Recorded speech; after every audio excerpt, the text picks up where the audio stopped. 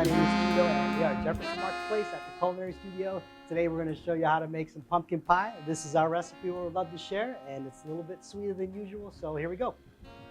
So we got our traditional pumpkin puree and a couple eggs. We got salt, and in this mixture right here we have our spice blend, which is cinnamon, ground ginger, and nutmeg.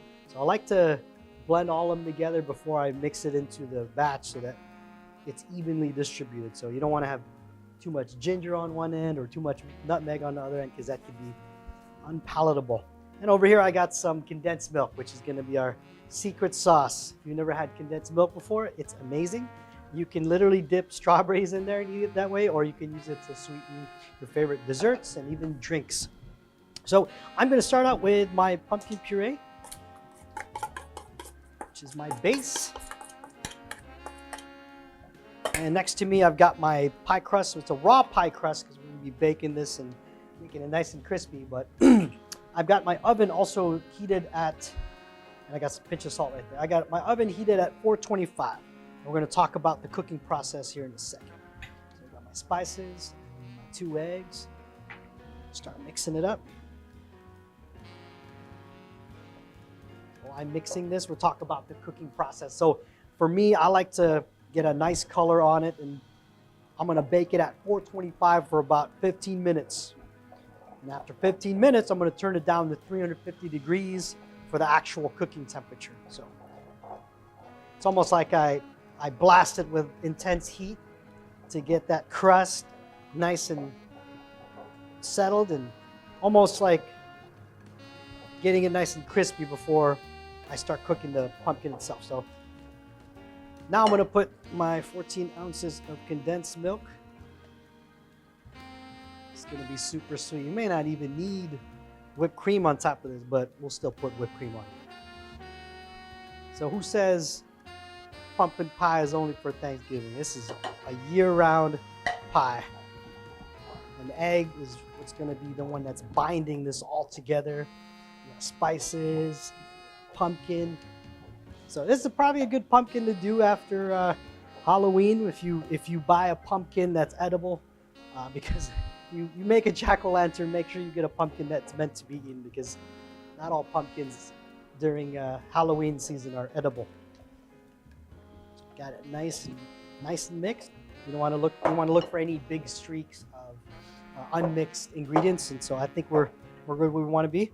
And then here I'm gonna put my ingredients in there.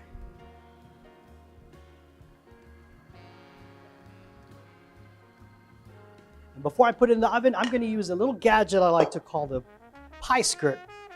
And it's a one-size-fits-all type of protection. It's made of silicone, so it can take high temperatures up to, I think, about 500, 700 degrees, whatever. It can take some really hot temperatures.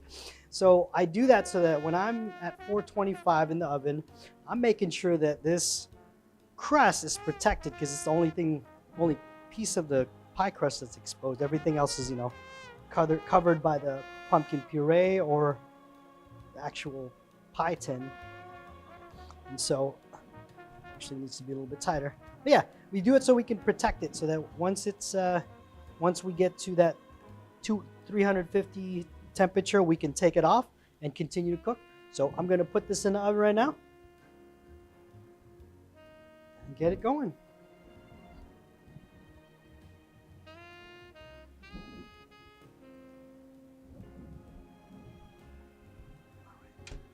You're going to put it there for about 15 minutes, and after that, you're going to turn it down to 350 and then cook it the rest of the way. Let's check out the pie that we had prepared earlier today.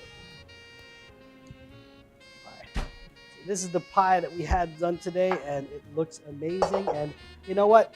With pie, you probably want to eat it, as cold as possible. I wouldn't put your hot pie right in the refrigerator. You want to let it rest on like a rack, so it kind of gets some air circulation on it. And once it's cool to the touch, that's probably the time where you can put it inside the refrigerator and then serve it for your next Thanksgiving party or just a regular party, because I think people would like pumpkin pie all year round. So after that, you take your favorite slice, put your whipped cream on there, and then you're good to go. So thanks for joining us. I hope you get to try this recipe on your next holiday, or even the next time you get some pumpkin puree. So my name is Chito, and I'm at Jeff Market.